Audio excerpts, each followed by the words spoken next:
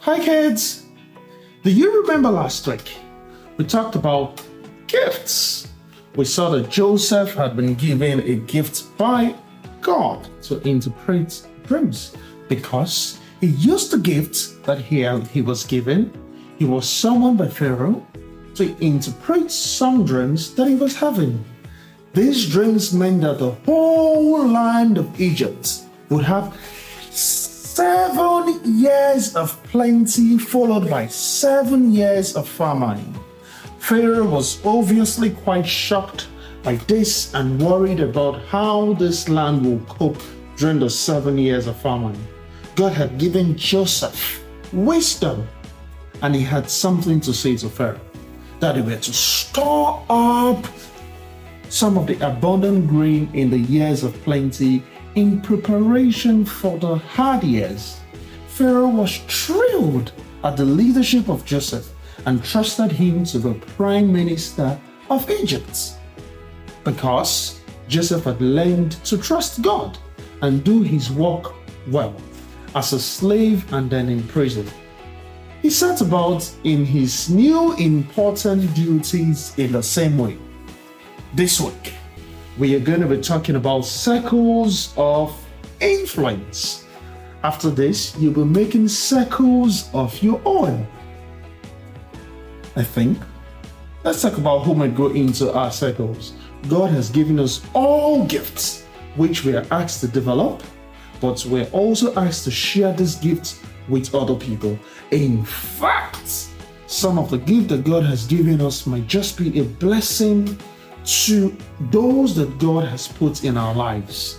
Can you think of a time when you were able to bless someone else? Maybe you made a painting for the person as a birthday gift, or helped someone with a piece of homework that we're struggling with. These are both examples of blessing others using the skills we have been given.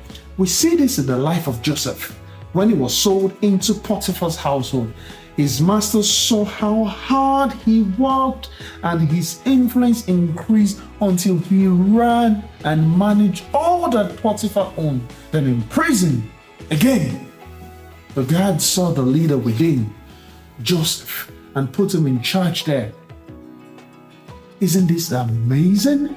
During this time, God was preparing Joseph for even more influence, that he will be prime minister of Egypt. But he wouldn't have been able to do this very well at all if he hadn't trusted God or used the gifts that he had been given. Joseph's sphere of influence had increased the whole of Egypt. What do you think was going through Joseph's mind when Pharaoh put him in charge of all of Egypt? Have a look at all of these circles of influence. There are different sized circles, but they are all connected. In the middle is us, and that is you. In the middle, the first person we have over is ourselves. We have the choice to decide how we're going to react in the good and in more difficult situations. We've also been given gifts from God to have the responsibility to develop them. Kids, can the gifts that God has given you that you taught about last week? In the next circle, we're going to put down the names of our family. So your family, make sure you draw your circle. Your family and friends who are close to you. Now we have family in the circle. For Joseph, these were his brothers and his father, although they were the ones that threw him down a well and sold him. And we can see that God has worked all these bad things for good because he ended up saving many people's lives. Who in your family do you have influence over? Maybe a younger sibling or a cousin. But it doesn't matter how old we are, we still have an impact on all of those around us. We can all be a blessing to people, even if they're older than us. Kids, can you remember a time when someone younger than you blessed you? Our next circle of influence are our friends. Our friends at school, everywhere.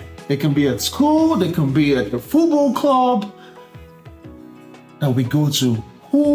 We are some of our friends. We spend a lot of time with our friends. And God has given us gifts that we can bless them with if we choose to use them. Think about some of your best friends right now. Got a picture of them in your head? Now think about how you can use the things, abilities, and the gifts that God has given you to help them. Maybe in this next week, in the outer circle, we're going to think about other people in the world. The big circle in the world. Who in the world can we influence? Giving to charity, praying for those in the middle of war. This would even be the neighbors on our streets. Remember your neighbors? Or the city, the town, or village that you live in. Or your whole school. Look how big the circle is. Or even the council. Or help in the playground at lunchtime. You can be an influence anywhere that God has placed you. We see in the story of Joseph that because he was faithful with the gifts that God had given him, his circle of influence increased and increased and increased beyond what he could ever imagine to the whole of Egypt and beyond. Because all the nation came to Joseph in the years of famine. He saved entire families from starvation. He also ultimately saved his own family, as we will see next week. Remember, you are never too young to be an influence in other people's lives. See you soon, kids!